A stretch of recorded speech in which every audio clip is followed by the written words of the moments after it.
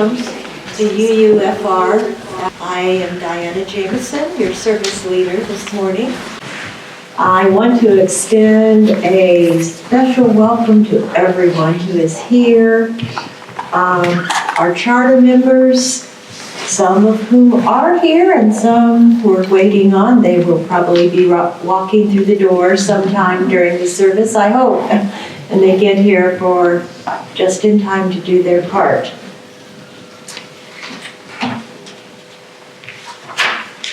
As we begin our service, I request that you take a moment to silence your cell phones. And I invite all to participate in welcoming one another. Yay, here's Ruth. And probably Christy, yes. We're going to share a reading this morning as our welcome to one another. And you all will be voice number 1, and I will be voice number 2. And the words are written on the left side of your bulletin. So I will start you out by participating as voice number 1. You are beloved, and you are welcome here. Whether tears have fallen from your eyes this past week, or gleeful laughter has spilled out of your smiling mouth, you are beloved, and you are welcome here. Whether you are feeling brave or brokenhearted, defiant or defeated, fearsome or fearful, you are beloved, and you are welcome here. Whether you have untold stories buried deep inside or stories that have been forced beyond the edges of comfort, you are welcome here. You are welcome here. Whether you have made promises, broken promises, or renewing your promises, you are beloved, and you are welcome here. Whatever is on your heart, however it is with your soul in this moment, you are beloved, and you are welcome here. In this space of welcome and acceptance, commitment and recommitment, of covenant and connection, let us worship together.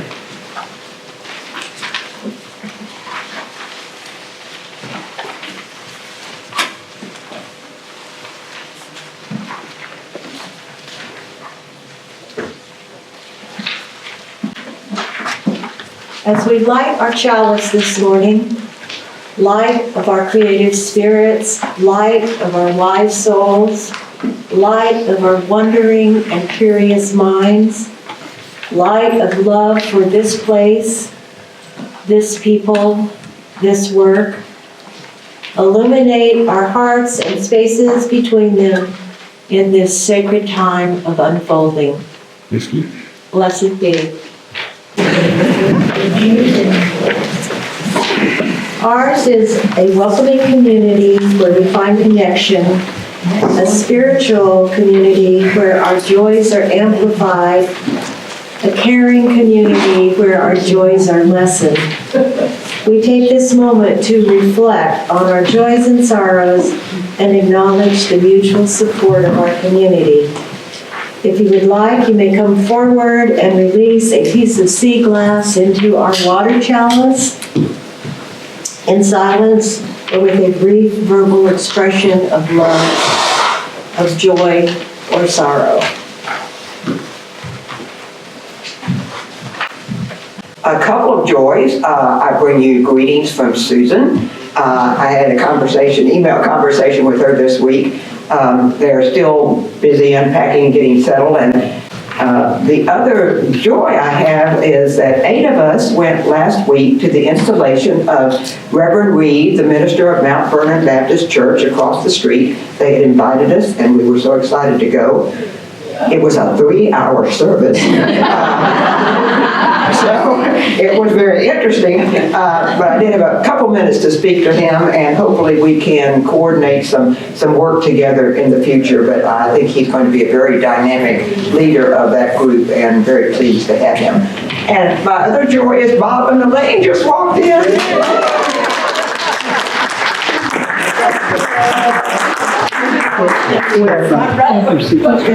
Perfect timing.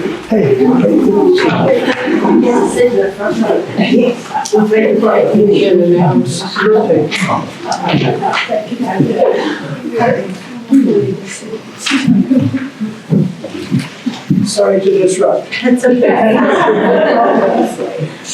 With a welcome disruption. Sharon? We're in joys and concerns, Bob and Elaine and Well, Elaine and Hank. I, first of all, am so happy to be able to see Bob and Elaine here today. It's put smiles on everybody's face the minute you walked in. And I want to mention that a number of folks have already commented on the new planted garden.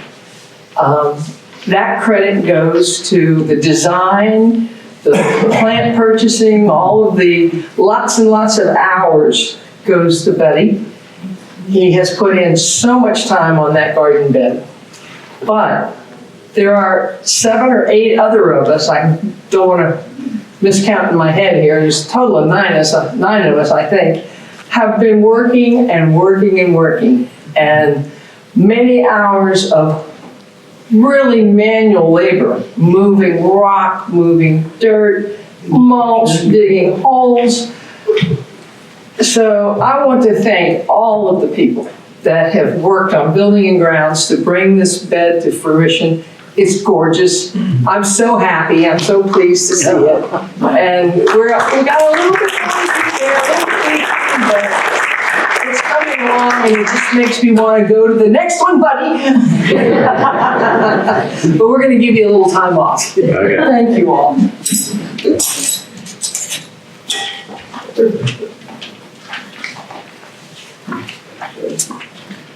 I don't want Hank and Elaine to feel like they were being ignored when they walked in the same time as Bob and Elaine. That's for Bob and Elaine. Here's for you all.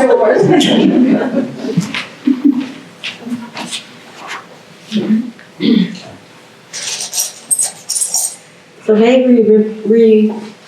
we remember those who have spoken, and those who have named, and those we hold in silence in our hearts. I have a reading for you today that I had misplaced under that thing called opening words. The reading is called A Holy Alchemy. Once upon a time, chemists believed they could transform lead into gold, or death into life.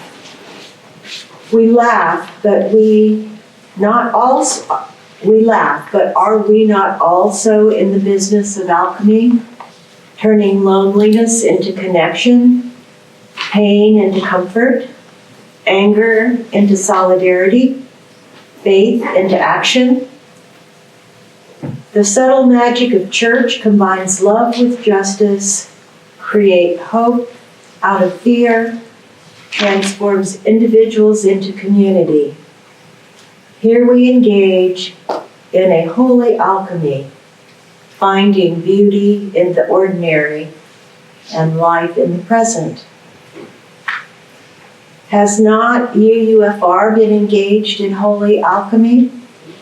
Have we not emerged from the living rooms of others who answered an ad in the newspaper? Have we not cleared the land and built a structure called a home of our own? Have we not struggled and groaned and lost and gained, faced and survived the pandemic, tapped into our resiliency, collective knowledge and creativity, and kept the flame alive? Do we not see faces, try new things, and move beyond our discomforts of the way we have always been doing things as we build a home for future generations? We are here today to celebrate our beginnings. The Mighty Eight, our charter members, who were there in the beginning and remain with us today, will share their stories about the early beginnings of UUFR. Come together, Let us be transformed together. As your program co-chair, I cleverly came up with the idea that I could invite our charter members to help celebrate our 25th birthday. I sent an invite out to Bob and Elaine, and they accepted and drove all the way from Kentucky to be with us today. Then I asked the rest of the Magnificent Eight to speak of their memories of the early days at UUFR, and they said yes. I'm going to invite Tom Kenny up to the podium.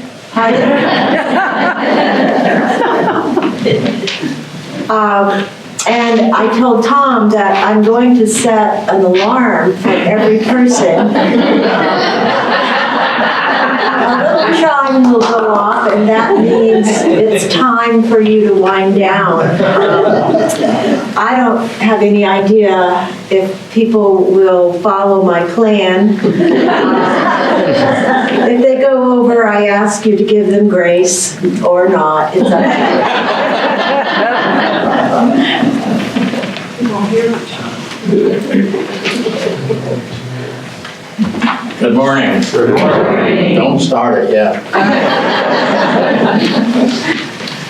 I had to find some clothes to wear this morning. If I look at my three-piece suits, which I hung in a closet 35 years ago, they're all mildew. So. Okay, you ready? Yes, go. Okay. My stopwatch says 6 minutes, so we'll have about a minute of alarm. Okay. On October 2nd, 1997, a notice appeared in the Rappahannock Record about a Unitarian Universalist to call David Doherty or Susan Phelan. That was 9 years after we had left our Birmingham Bloomfield Hills church behind in Michigan. We called, and we ended up among 7 people in Ina Fuller's tiny living room. Reverend Doherty was a UU minister recovering from surgery and living here in his parents' home. Susan Fallon was an outreach person for RWC who now lives in Fredericksburg. Also present were Ann and Andy Kelsey, both fluent in Russian, who had been spies in the Middle East. Ann's book, Shadows in the Net, that is in our library, hopefully not discarded as she used her maiden name, Dyer, as the author. Andy was a member of the UU Church of the Greater Fellowship, the mail order connection. The second meeting we attended, we had already grown. We had Christy, Ruth, and a representative from the UUA district and a representative from Williamsburg Unitarian packed into Ina's even more crowded living room. We continued to meet in homes and grew. Frank Elliott, retired music director and administrator for Fairfax Schools, found us added space at the Kilmarnock Library, which is now the Pre-K Early Education Center for Lancaster Schools, and then later at the Whitestone Women's Club. Richard Ward, a retired attorney, took on getting our 15 to 20 members recognized by the UUA. We had to have 30 members to do so. The rumor was that we were stopping cars driving by on Sunday mornings to gather those signatures. It wasn't quite that bad, but not one casual visitor left without signing the book. Among those first 30 signatures, I have no idea who 7 of them are. Richard applied with signatures as of May 9th of 1999. The UUA board approved in September of 1999 per our records. Richard struggled with UUA to get the UUA certificate right. The first version misspelled Rappahannock. That's easy to do if you live in Boston or in Ottoman. The second certificate got the date wrong. A UUA note in file in our files confirms that September date. Andy Kelsey became our first president. Our first retreat was at the Kelsey's honeymoon site many decades previously, the Peaks of Otter. We also began annual leadership retreats at Ed and Brown Mobley's beach house on the Outer Banks as we envisioned UUFR's future. For the 2002 leadership retreat, Secretary Ann Kelsey recorded a path forward. The membership then voted to accept. The path being to identify a niche to make a measurable change for the better consistent with UU principles and objectives. But the first priority would be putting down roots in the community by establishing a home of our own to assure credibility to be successful in that niche effort. Another part of that credibility picture was that 10% of all Sunday donations would go to local charities, which we continue today. We knew the amount of work needed for that vision would not encompass the wishes of all, including a very minor faction that preferred just marching with signs and chanting on Capitol steps. Plus, 3 thought such a small group owning a church building was ill-advised. Dr. Larry Graves and Richard Ward were 2 of those. However, as the building progressed, both announced a change of heart. Our treasurer at the time was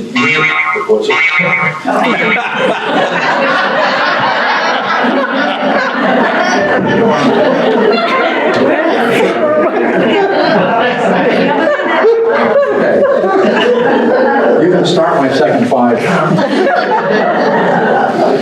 Our treasurer at the time was Uli Scharnberger. I read this faster when I had a stopwatch. Our treasurer at the time was Uli Scharnberger, a Yale-educated architect. He had just come through a traumatic period as part of the Yale alumni group who had designed, funded, and built a new multi-story classroom building on the Yale campus. A fault led to unstoppable roof leaks that was going to cost $1 million to reconstruct. A building supported by fewer than 25 active members was just too scary for a unit. But it was a good point. So we added an endowment to our fundraising specifically to cover the potential loss of half of our members, especially the very few able to give large sums, and that evolved to cover any catastrophic loss like building settlement. Hurricane, flood, whatever, not fully covered by insurance. As Bob Weekly, he didn't know that was coming. Bob Weekly began the land hunt and fundraising began. I served as president and then on the finance committee from 2003 to 2023.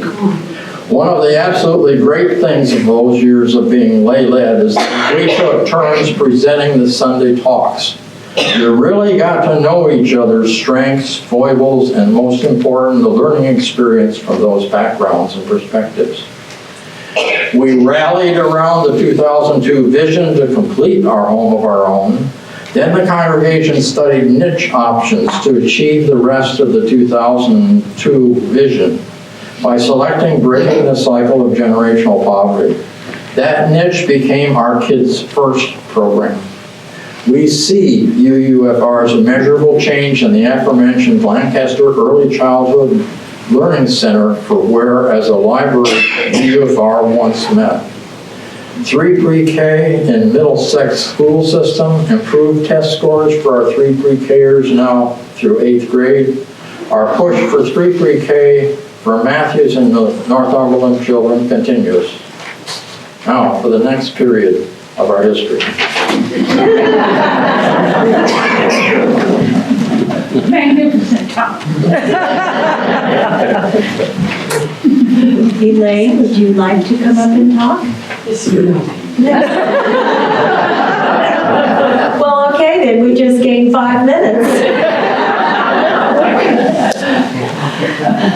Well, I'm going to say a few words for Don Lowry. Don and Lori were here in the early days as well, and they did a lot of things to support the UUFR. Don was doing things like mowing the lawn and mulching and making coffee, and I think he even had one little time when he was treasurer, little tiny time. And Lori was responsible with some other people in making this a green sanctuary when we built this building. But the real special thing is that Lori was a quilter, and she is the one who made the quilts that hang on the wall. And back during the early days of this building, she contacted the members one by one and asked that the members bring pieces of fabric that was important to them. And so she designed each piece of the quilt with those pieces of fabric. And many of the people represented here have passed, so they really are representations of some of our history here at UUFR. Don, is there anything else I've left out important? Okay. Barbara, would you like to come up? Barbara. Oh, Barbara.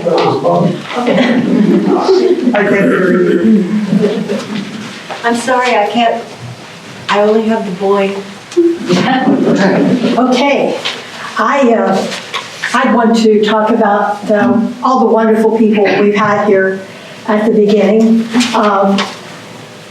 And it was so special that each one of us had our own personal square on that quilt that represented our interests and things that we loved. But I wanted to talk a little bit about, I was here, of course, when they had the dedication outside and got wet in the rain.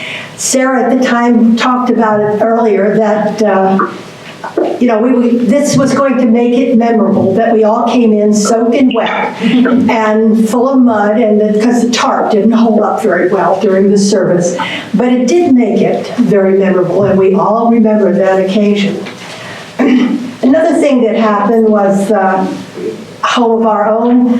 I didn't realize, as treasurer, I was following a guy from Yale.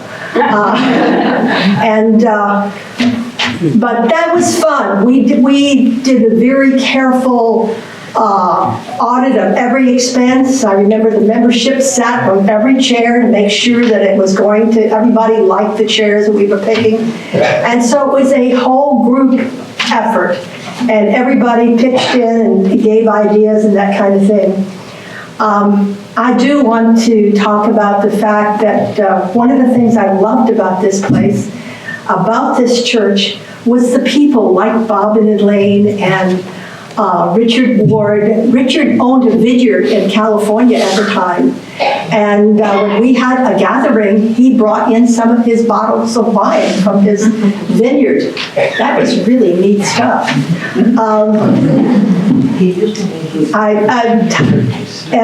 People like Adele Faulmeister, I had a hard time with her name, but these are the people that really were the unique people that started this church. And it's like the group we have now, all of these wonderful personalities that really add to the texture of what's here today.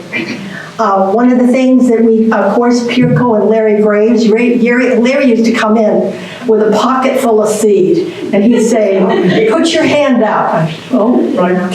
And I put it, he loaded up with some seeds and things that I was to take home and plant in my garden. He was a neurologist, and we talked about the economy once in a while. And I remember he talked about the fact that he traveled around the world to see what kind of viruses would be evolving, and was there anything that they could do to stop it. And we talked about the economy. He found that a lot scarier than the viruses he was studying. And I wondered what he would think about COVID-19 and what we went through with that. But when I talk about Larry and Pirco Graves, Larry and Pirco established our Civitas Endowment. They put, other monies was added, but they put the bulk of it. And today, the Civitas trustees are following 14 of our scholars through and on the universities they are attending through graduate school. We fund undergraduate to graduate, and this year in the fall, we will send to each of their universities $2,500 to assist in their educational journey. Tomorrow night, I'll be going to Northumberland High School to present a $4,000 initial grant to Caroline Neal, who is our Civitas student art scholar from that. And I'm going to let her know that we're going to be supporting her throughout her college career, because we contact them twice a year, and they let us know what they're doing, what their problems are, what their challenges are. So this is some of the things that we're doing in all of these things that with these students. But Tom and Shirley, Bob and Elaine, we'll miss you, Elaine. You were a real pillar here. I imagine you are in the new UU church that you belong to, because she kept us straight. So these are the things that are really special about this place. I'm so, every time I look up, some of the members that have quilts, squares up there are gone now. But it's nice to know that they had the opportunity to express their ideas and to bring things that meant a lot to them. So these are the things that meant a lot to me. And I think we are a vital force in the community today in many, many ways. We support the string crew at the Rappahannock Concert Association, and those kids are learning how to play violin, cello, various strings, viola. So we give a major donation to them every year to keep them going. And we also work with arts groups and music groups. So we are recognized for a small church like this. We're a mighty force.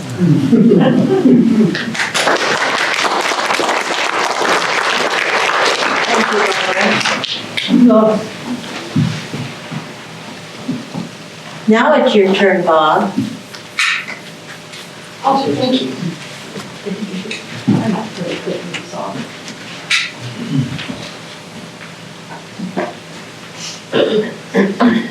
Sorry I came in late today. We got up in the DC area this morning. I thought I had enough time to get down here, but it always takes you a little more time than you think it would because of the traffic and everything. But so I apologize for that, but we've been looking forward to it.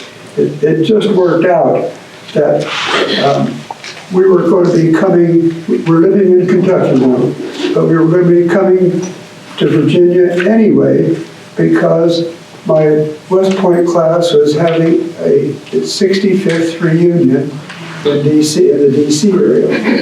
So we didn't go to West Point this year. We're all getting to, it's a hard place to get to. But this is Washington has got lots of flights coming in and everything, so that was good. So we were at a big party last night. It was a wonderful banquet with everybody, and there was a glee club singing, and it was just wonderful. So that's why I'm kind of late. But it's just so good to be here, and I thank you for this invitation. I'm glad that Tom covered a lot of the detail because I'm just going to mention a few memories and approach it that way. And I wasn't with that first group that Tom talked about, but we moved our home down here full-time in 1998. And I said to Elaine, this is a great place to go. This is paradise.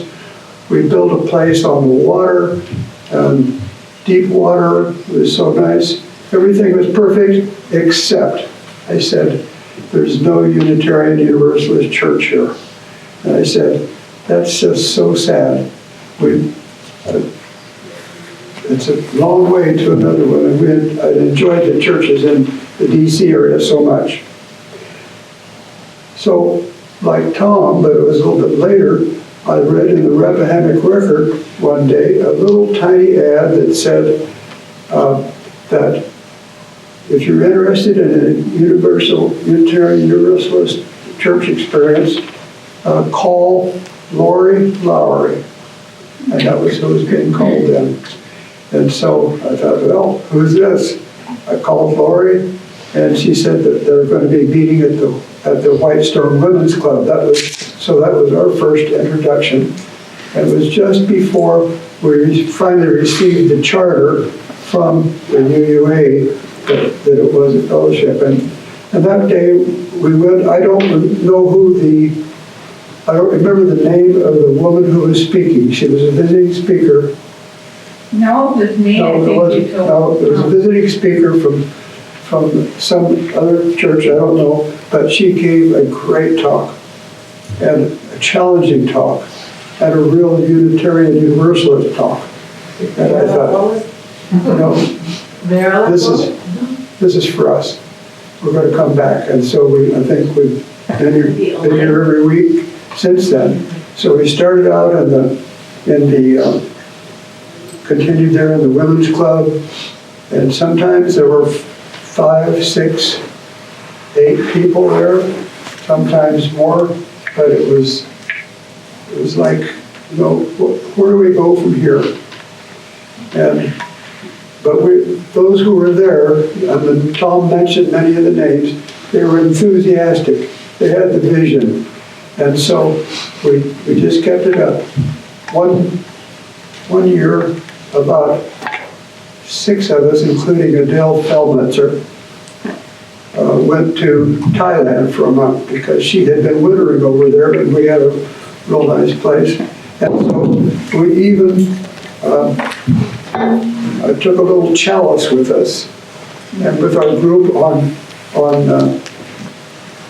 Sunday mornings, we would go to a nearby Buddhist temple, and there was a little table out there in the front yard where we could sit around the table, and we would light our little chalice and have a little UU East service on Sunday mornings.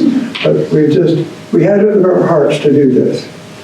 And I just think, when I think of it, I just think of so many just little figments of what we were doing. The decision to build a church of our own was a big one, and Tom went through that. I won't go through all the detail, but it was a big undertaking because we were so few. And at that time, I was one of the officers, and I said, I just felt like if we can do this, we'll grow. Because eating in a storefront or a women's club or something doesn't really mean you exist that way, that really. And some people were against it. They said, no, we should put our money into something else.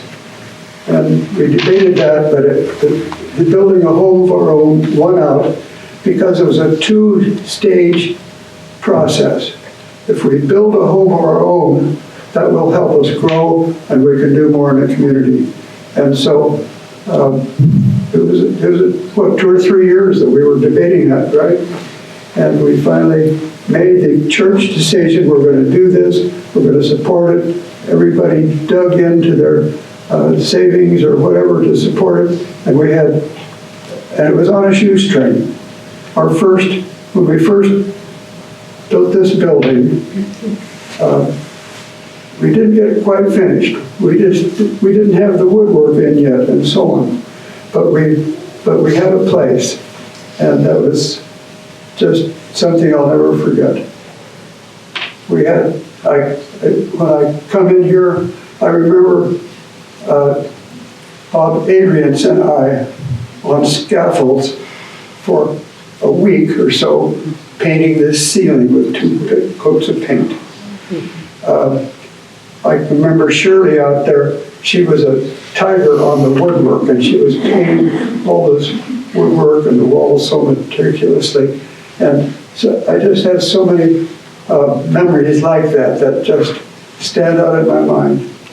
And you can't visualize it today if you weren't here, but this was a wreck, this area, this lot. It was all overgrown. There was a huge pile of old stumps and refuse out in this area, which is now this grassy area. There was a rotten old house sitting here that had been a kind of a druggy place, and we got the Whitestone Fire Department to burn it down. And we had a boat sitting here, and we had all that ourselves. We didn't have any outside contractors for doing that. We were hauling all the refrigerators and appliances from the house off to the dump, just ourselves, and it was amazing how we came together. And I've got some good pictures of that. I've got a picture of Larry Graves combing the hair of Linda, because we had this big fire where we were burning everything, and some sparks got into her hair and caught her hair on fire. And things like that were just you never forget. And so what you see today was built with a lot of love.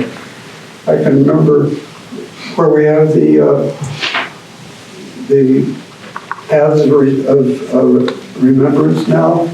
That was all just a jungle. It was just totally vines and stuff.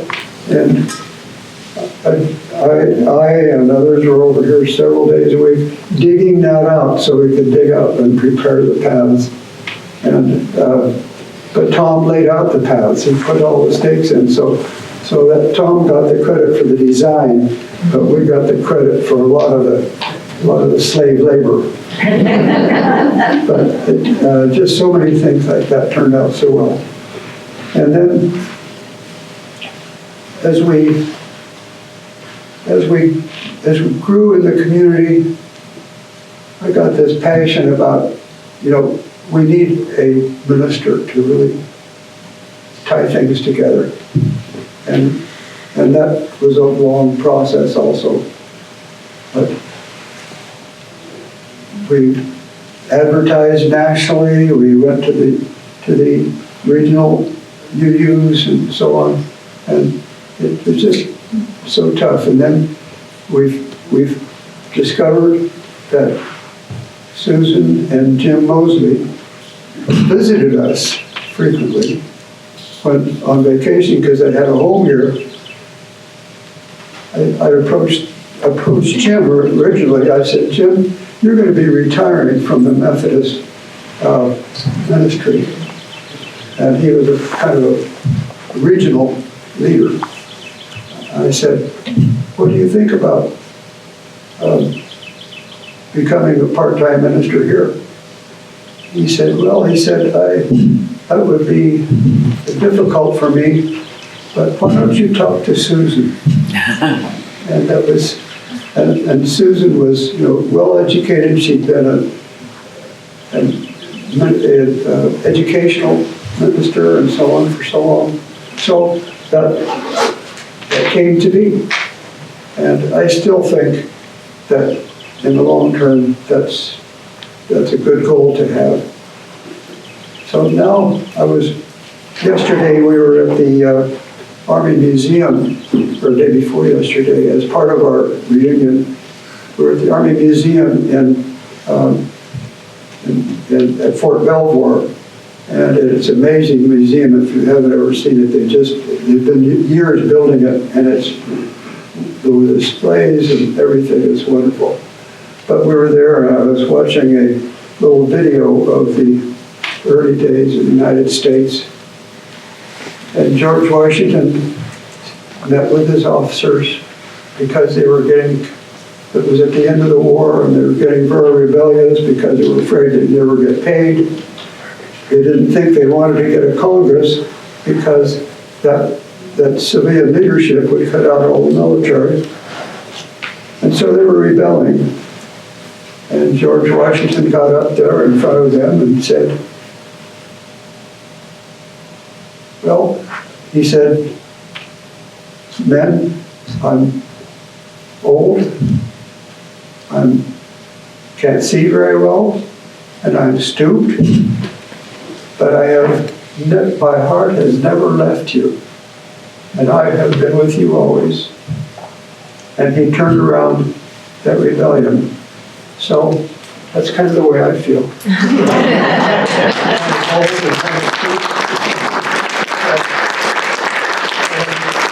I'm glad to turn it over to others. It's a wonderful thing to see new faces that I don't know that have come in, and I think that there's so many that have departed. Thank you for Bob. giving me the opportunity. Thank you.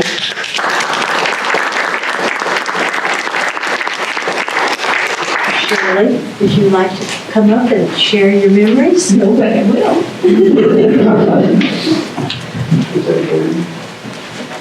Mine has a lot of repetition of what you've already heard, but you're going to hear it again. I was president here at the UUFR board for a couple of years while we were building this building that we're in now. And that time was busy, I mean, really busy for all of us. The most important part of the process was that the majority, if not eventually all of us, was so committed to this idea of having a home of our own, capital letters, home of our own. And we wanted to have a visible presence in the community. We knew how important that was. But we all had to get together and work together to make that happen, or else it would just be a daunting task. Well, actually, it was quite a daunting task anyway. We had funds to raise, we had land to find, and as Bob said, when we found this land, Adele's son found it and told us we could buy it. There was an old rundown house here, abandoned. There was a big derelict boat in the yard. There were trees that had been torn down by hurricanes that had been dragged and left in the yard. So we had this huge mess facing us when we bought this. But the price was right. That's right, the price was right. And we had weekly fire and fling parties here. That's PHIRA and PHLI. Fire and fling, we were very formal. And we would cut up the fallen trees and haul them over to a burn pile, set them on fire, and then stay until it was safe for us to leave, so we could clear the land.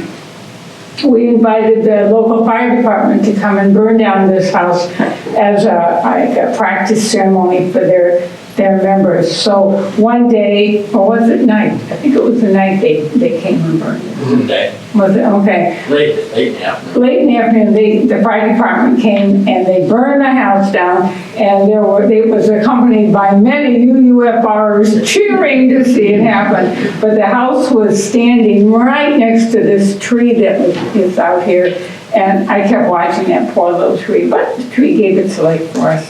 It's a huge chalice. Yes, it was. We had to then survey the land to ensure that the rain drains properly off of it, design the building, draw up the plans, and then finally we got an excellent carpenter and his crew to put it all together.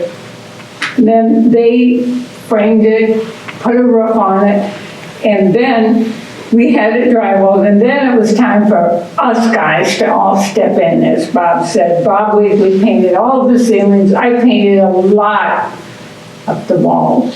I remember I had a group of women in here painting this room. Elaine picked the color. And Brown Mobley was here painting, we all had our rollers. And Brown's idea of painting a wall is that you push the roller until it hits the ceiling. So, I went around after Bob was finished painting the ceiling, doing touch-ups on it. But Brown was a good person. We wired the building ourselves, and we fortunately had one of our members who was a finished carpenter, and he came in after we were in the building a short time, and he put all the trim around and the trim on the windows, which we then all had to paint. A group of us UUs met here after that just about every day, and we built all these decks that you see. The big one in back, we put a temporary one in there, but these small ones, we all built them, had a work party. That was kind of fun. None of us knew what we were doing, but we did it. And as they said, Lori Lowry made all these wonderful quilts, plus the one in the foyer that you see is when you first come in, the red one. Lori did all of those, and these all have the stories under them of each square and each member's story, why they picked the mementos that they did. And many members donated items that are now in our kitchen. I remember Terry Smith, you remember him, donated a huge supply of wine glasses. I think he thought we were looking. So it was most definitely a UUFR project, putting this all together. We loved working together, we got to know each other, and we were all working as a team on a common dream. I remember on the very first Sunday that we had a service here, it was very exciting. Either I was the speaker, I don't remember, or else I was the service leader. Sir Mackey was the speaker. Okay, I was the service leader, but I got up here in front of everybody, didn't do all the special words you're supposed to say. I got up here and I said, we did it! And all of the people who had worked so hard cheered and stood up because we had work together to get a dream accomplished that we all wanted to happen so much. So, next. I'm sorry, Sarah Mackey was the speaker when we initially started the project. Oh, okay.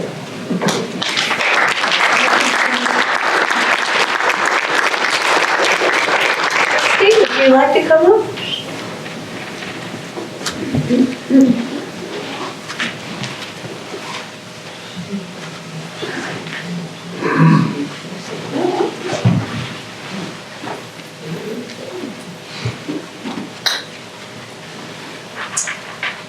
So my memories are going to be, I think, a little different.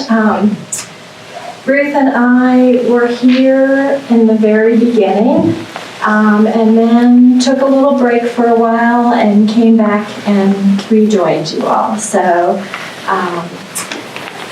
when we moved down to this area, I think unlike folks who transplant here because they are so longing to be here, we were escaping a very difficult situation in Williamsburg where we had been living pretty happily and raising some kids together. My ex-husband got into a new relationship, and at the end of one summer, our regular schedule of the kids going back and forth ended, and he called and said they wouldn't be coming back. And with his new partner, they had decided that it wasn't cool for the kids to be in a lesbian household. And they weren't going to do that anymore. We had, 25 years ago, it goes by in no time at all, but it was a very different time if you were a gay, lesbian, transgender person. we really didn't have any rights in the situation. And it really was all going to rely upon some careful negotiation and really hanging on to love for others, right? So we navigated that, and we were eventually able to come to some agreement about the kids spending some weekend time with us. But Williamsburg is much bigger than Whitestone, but it's not all that big. And we just were doing too much running into each other that was really hard on the kids, really hard on all of us. So we made the decision that if we were only going to have the kids on some weekends, we were going to go somewhere where they were going to have the best damn weekends we could imagine. And Ruth had spent her childhood years coming down here and had fond memories, and we had the opportunity to move into an old family home, and so we came. I was a bit reluctant. This place looked pretty scary to me. I was pretty sure it was not going to be easier to be a lesbian couple and a family here than it had been in Williamsburg. And so we've been very active in the Williamsburg UU. We got down here, we both worked for a statewide organization with offices in Williamsburg, Richmond, and Charlottesville. So every day we were driving to one of those places to work. So we weren't here a whole lot during the week. Our days were pretty long. And we really relished those weekends too. We tried driving back to Williamsburg UU for a while. Just didn't want to be driving on the weekends too. So it was a really just such a great gift in our lives when Dave Doherty reached out and was investigating the idea of, I think initially it was just let's get people together who've been UUs and see what happens. And it didn't take very long for some pretty wonderful things to happen. We were definitely also missing a place where our kids could be comfortable and belong and feel connected and accepted by other adults in their lives.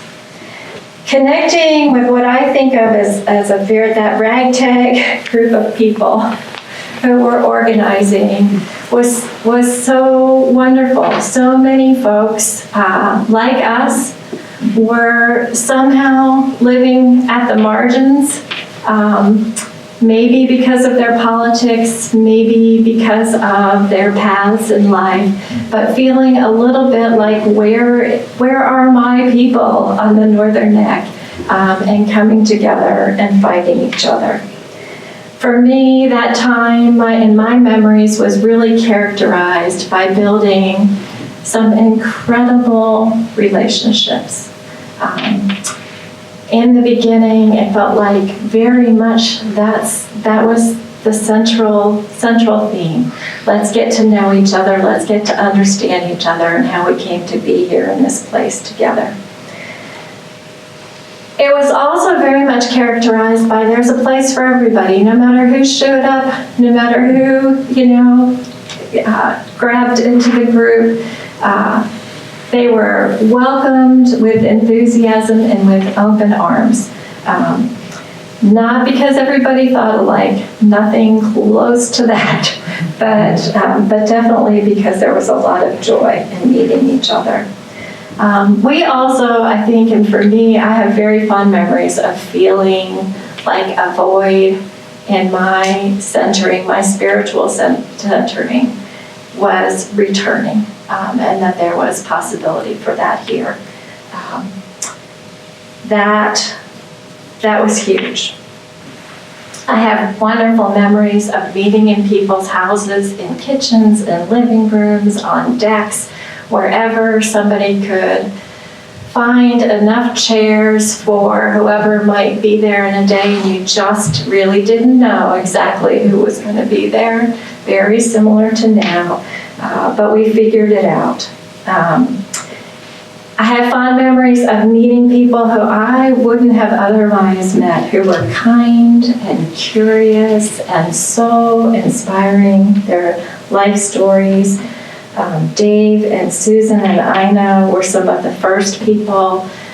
Jim and Jackie, the chalice that Jim made us in the very beginning is now in the children's room and still being used. He was an incredible woodworker, and I know when I was doing RE and found it still in the back of that closet and pulled it out and oiled it up and got a new candle on it, I was just so, it was a very touching, like, reconnecting to that original time.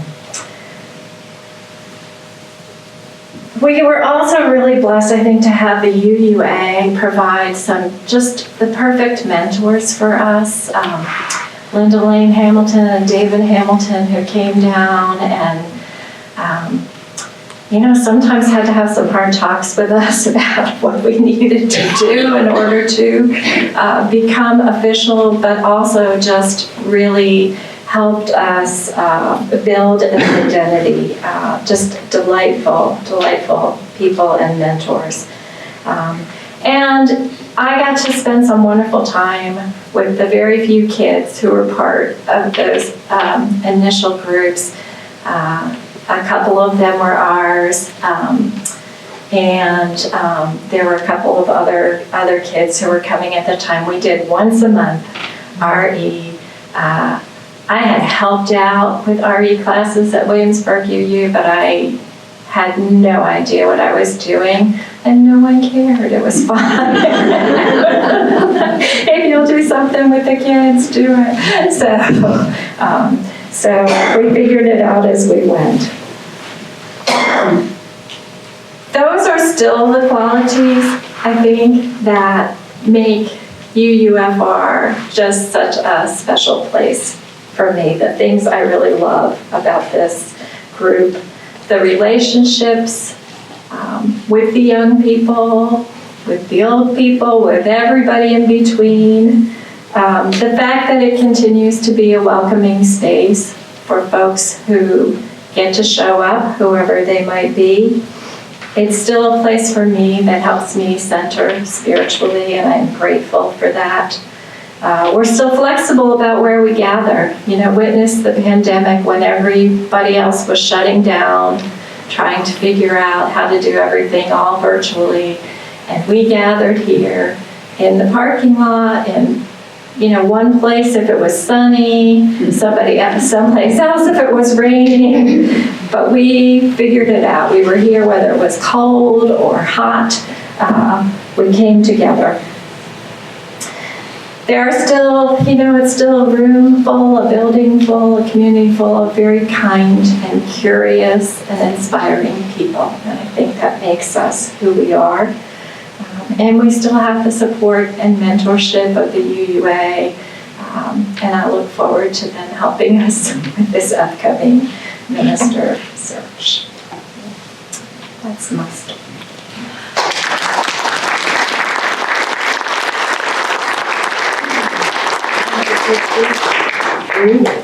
You're up next. I'm going to try to be brief. Because you've heard a lot, so yeah. I'll try to do just add on to what folks have said already. Christy referenced that we went to the Williamsburg Unitarian Universalist Church, and at a really difficult time in our lives, and I remember going there the first time, and the minister there read a passage from a book that we had just read. Christy read it, and then she shared it with me. She said, "This is the best book I've ever read." And we went to the Williamsburg Church, and Randy Becker was the minister, and he read from this book. And I want to share what he read with us because it still resonates today. And the book is called The Kin of Atta, or Waiting for You. You may or may not be able to find it, it's out of print. The silence lasted for only a moment, then somebody giggled. The boys and girls who had carried me ran up the steps again. The first row of people stepped forward toward me, but then went beyond me to the fire. They picked up some of the earthen posts and went up the steps. One of them came to me, pulled something out of the pot, and held it up to my mouth. I opened my mouth, and he put it in. It tasted like sweet potato. Everyone around me was laughing and smiling. People carried pots and walked around putting bits of food in the mouths of others. No one fed himself from the pots, except one or two of the small children. I noticed that when they fed themselves, someone always rushed up to them smiling and fed them from another pot. Then someone would take the pot away from the child and feed him and others, unless the child caught on fast enough to start feeding others. The black woman walked up to me and held out a morsel, smiling at me. I took it in my mouth and looked straight into her blue eyes as I chewed and swallowed. Then I took the pot from her, and never dropping my gaze from hers, I took a bit of the food in my fingers and offered it to her. She smiled and opened her mouth. I reached for more, but she made a gesture towards the people around her. They were looking at me expectantly, as if they wanted me to feed them. When I walked around putting foods into their mouths, they laughed and clasped their hands and made general gestures of delight. I suppose that they considered it a special honor to be fed by me, until I noticed that they made the same gesture when a small child stopped feeding himself and held out food towards others.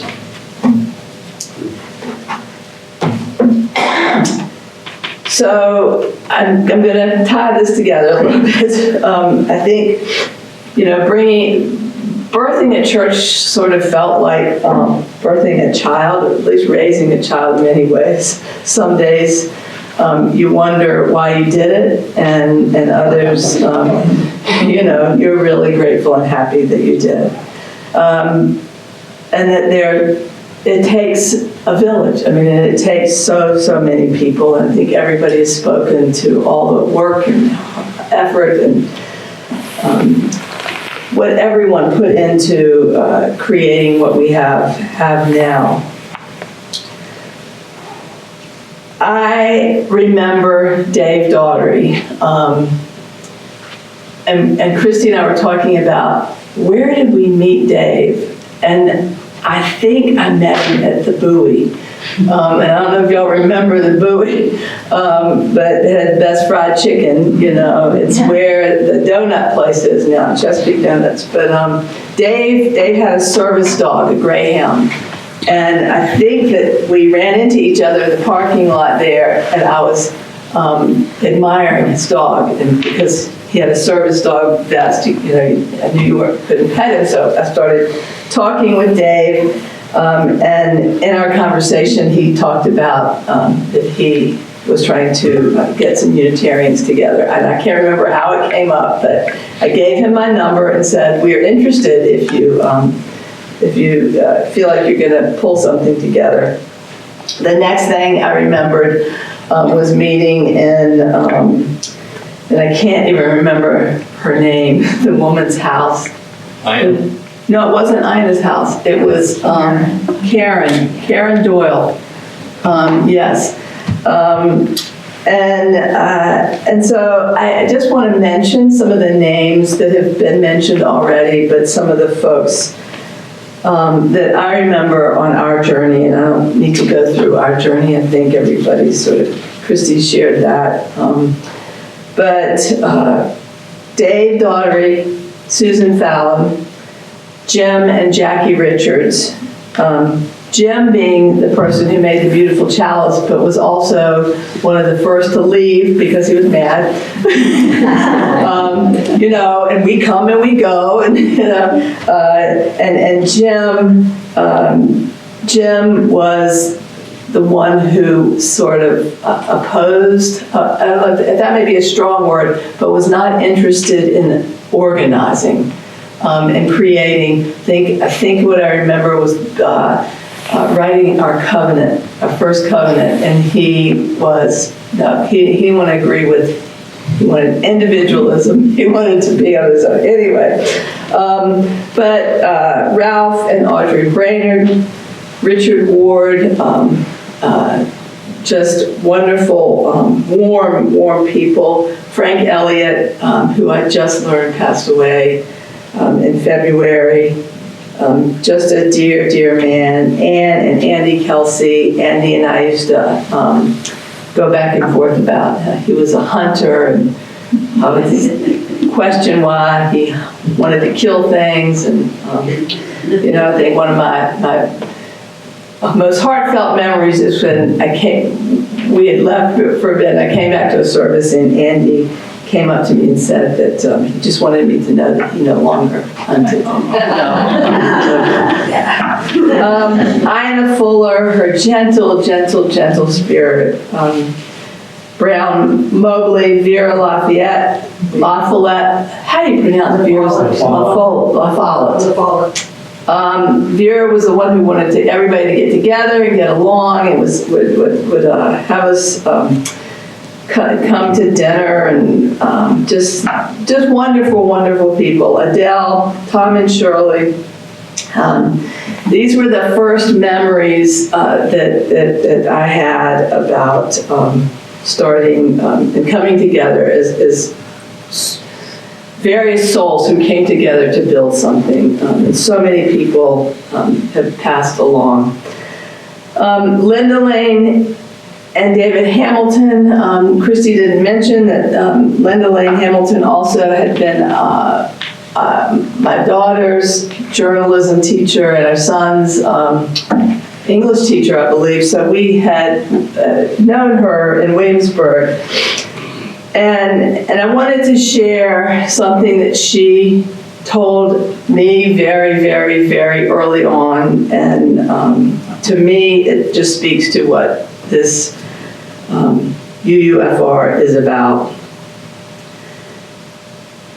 And I think the thing that what she said to me gave the meaning to the words that I read here. I was complaining. See, we were a lot younger then. When everybody else was retired, we were working full-time, I think, 25 years ago. How was I? 40? 40. It seems like it's more than 25 years ago, so I was, and things weren't going the way that I wanted them to go.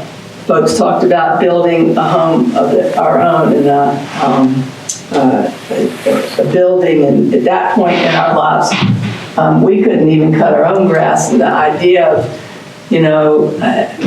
this was it was overwhelming, and I knew that we were looking for something that would feed us. And we were eating at an Indian restaurant in Williamsburg and talking with Linda and David Hamilton about our struggles. And Linda said to me, just think about it this way. It's not so much what you get from it, but what you give.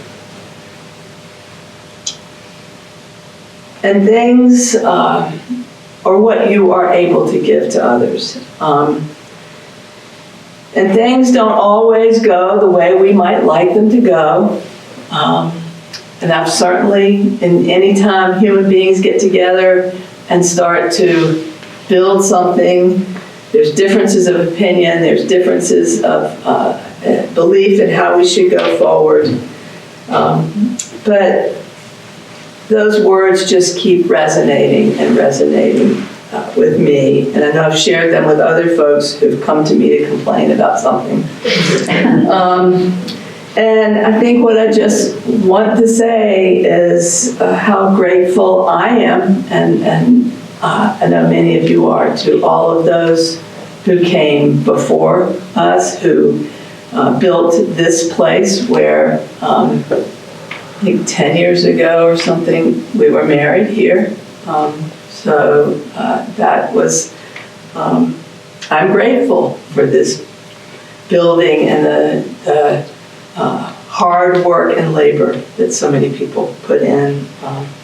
And I hope that we'll bring some young folks in here who will keep carrying things on and Sharon will have to keep being out here when you're in a wheelchair one day, you're trying to get grass cut and all that stuff. But yeah, that's my story.